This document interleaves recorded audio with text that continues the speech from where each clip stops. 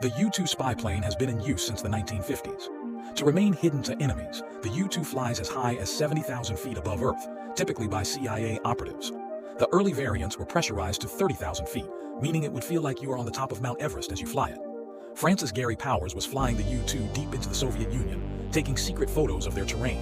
14 Soviet missiles were fired at the U-2, and one actually hit their own MiG-19. The U-2 was hit with a missile, and Powers was captured by the Soviets. In an attempt to cover this up, the US said this was a weather aircraft operated by NASA. What they didn't know was that the Soviets were able to recover the camera, and the KGB heavily interrogated Powers for months. He was sentenced to confinement and eventually a labor camp for a decade, but he was quickly freed in a prisoner exchange. The prison he served in has a small museum dedicated to him. Despite surviving this crazy incident, Powers died in a helicopter crash in 1977 in California,